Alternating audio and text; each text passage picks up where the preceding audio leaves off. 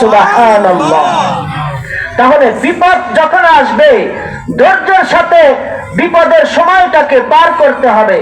হযরত আইয়ুব আলাইহিস সালাম 18 বছর তিনি অসুস্থতার মধ্যে ছিলেন, একবারের জন্য তিনি কি হননি, অসন্তুষ্টি হন নাই, হয়েছিলেন। আইয়ুব আলাইহিস সালাম অসুস্থতার সময় পার করতেছেন, এলাকার মানুষ তাকে এলাকা থেকে বের করে দিয়েছে, এলাকার মানুষ তাকে বের করে দিয়েছে, জঙ্গলের মধ্যে বসবাস করে, জিহ্বা দ্বারা আল্লাহ পাকের জিকির করে। কিন্তু চূড়ান্ত পর্যায়ে যখন অসুস্থতা বেড়ে গেল, জিহ্বার ভিতরেও একটা ঘা দেখা যায়, একটা গোটা দেখা যায়, পচন ধরেছে জিহ্বার মধ্যে। আল্লাহ তাআলার কাছে তখন সাহায্য চায়, আল্লাহকে ডেকে বলেন, আল্লাহ আমার সর্ব শরীরের মধ্যে পচন ধরেছে, সারা গায়ের মধ্যে ঘা দিয়ে জর্জরিত, এরপরে আল্লাহ তোমার কাছে কখনো আমি সাহায্য চাই নাই, কখনো তোমার প্রতি আমি অসন্তুষ্টি হই নাই, কিন্তু এমন একটা সময় আমার কাটতেছে, আমি লক্ষ্য করলাম আমার জিহ্বার মধ্যে এখন ঘা দেখা যায়, আমি এই জিহ্বার দ্বারা জিকির করিয়া করিয়া আমার শরীরের সমস্ত ব্যথা বেদনা ভুলিয়া থাকতাম।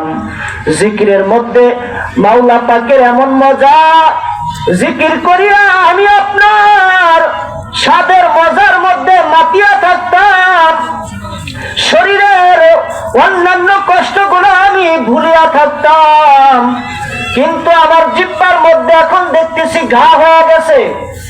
আল্লাহ, যদি আমার জিহ্বার মধ্যে ঘা হয়ে যায় তাহলে আমি কিভাবে জিকির করব?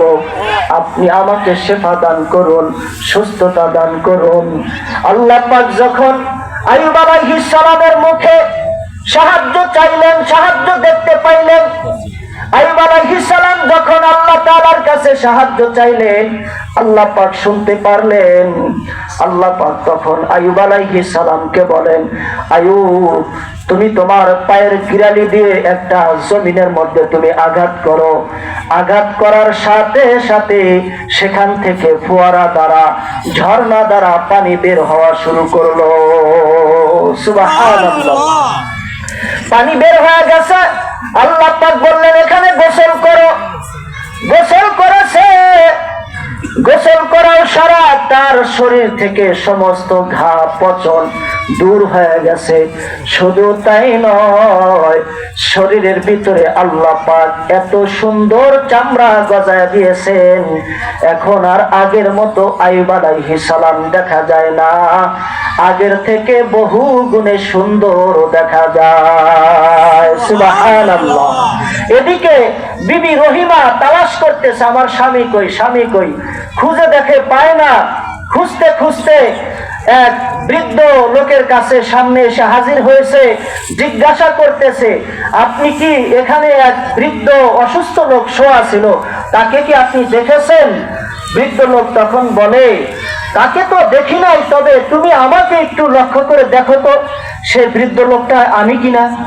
ভালো করে তাকায় দেখে, কয় দেখতে তো চেহারা কাটিং তো একই রকম, কিন্তু রং বদলাইছে, রং পরিবর্তন হয়েছে, আগের মতো দেখা যায় না। কয় আল্লাহ পাক আমাকে সুস্থতা দান করেছেন। আল্লাহু আকবার। তো আল্লাহ পাক বান্দাকে বিপদের মধ্যে ফেলাই দেন, অসুস্থতার মধ্যে ফেলাই দেন। কখনো দেখা যাবে অনেক টাকা পয়সা লস হবে ব্যবসা করতে গিয়া, হায় হুতাশ করা যাবে না, ধৈর্যের সাথে আল্লাহ তাআলার ইবাদত করতে হবে। আপনি যত হায় হুতাশ করবেন আপনার ব্রেন নষ্ট হবে, কখনো দেখা যাবে ব্রেন স্ট্রোক করবেন, কখনো দেখা যাবে হার্ট স্ট্রোক করবেন। কি বলেন?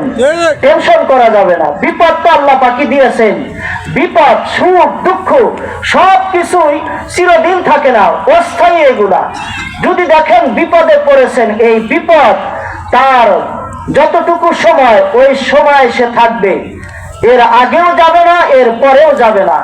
এজন্য টেনশনের কিছু নেই, বিপদ যখন এসেছে আবার কেটে যাবে। ভয়ের কিছু আছে? আল্লাহ পাক তার বান্দাকে সৃষ্টি করেছেন, বান্দাকে পরীক্ষা করবেন, ভয়ের কিছু নাই। এই বিপদের মধ্যে ধৈর্যের সাথে যারা আমরা চলতে পারবো তারাই সফলকামী হয়ে যাবে। সুবহানাল্লাহ।